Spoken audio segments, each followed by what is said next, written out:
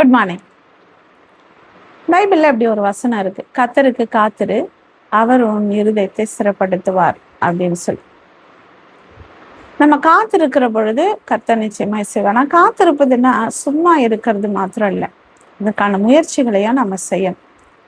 ஒரு கிளாஸ்ல ஒரு வாத்தியார் என்ன பண்ணினாரா, ஒரு கணக்கு ஒன்று போட்டுட்டு பசங்க கிட்ட பார்த்து சொன்னாரா, இந்த கணக்கு ரொம்ப டஃப்பான கணக்கு, பெரிய மேதையால கூட இதை கண்டுபிடிக்க முடியாது, நீங்க கண்டுபிடிங்க பார்க்கலாம் அப்படின்னு சொல்லிட்டு போயிட்டாராம். அந்த கிளாஸுக்கு லேட்டா ஒரு பையன் வந்தானாம். அவன் பார்த்துட்டு, ஆசிரியர் ஏதோ ஹோம்ஒர்க் தான் மோட்ல எழுதி போட்டிருக்காரு அப்படின்னு சொல்லிட்டு அந்த சம்மை அப்படியே காப்பி பண்ணிட்டானாம்.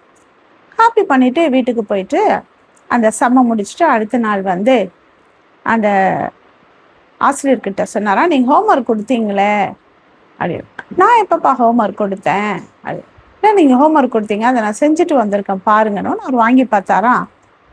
அந்த கணக்குக்கான விடை அந்த பையன் போட்டிருந்தானாம். கஷ்டம், இது ரொம்ப முடியாது அப்படின்றது அவனுக்கு தெரியாததுனால அவன் என்ன பண்ணிட்டான், அதை முயற்சித்து அதை முடித்தான்.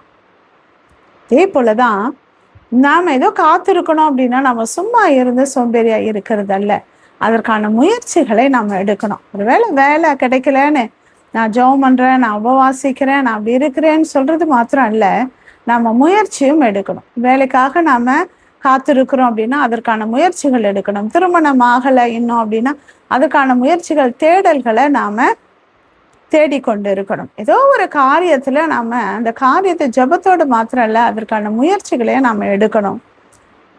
ஈசாக்கு பஞ்ச காலத்துல இருந்த பொழுது இது பஞ்சம் அப்படின்னு சொல்லிட்டு அவர் அப்படியே இல்லை, விதவிதத்தார் 100 மடங்கான ஆசீர்வாதம். முயற்சி செய்கிற பொழுதுதான் ஆண்டவர் அதை நமக்கு வாய்க்க செய்வார். தாவீது கூட அங்க கோலியாத் நின்று எல்லாரையும் பயமுறுத்தின போது எல்லாரும் கம்முன்னு இருந்தாங்க, சவுல் ராஜா எல்லாரும் கூட. தாவீது ஜெபம் பண்ணிட்டு ஆண்டவரிடத்துல அவர் முயற்சி செய்தார், வெற்றி கண்டார். இன்னைக்கு நீங்க கூட எந்த காரியத்துல நீங்க காத்திருக்கிறீங்களோ, ஏதோ நான் காத்திருக்கிறேன், ஆண்டவர் செய்வார், நிச்சயமா ஆண்டவர் செய்வார்.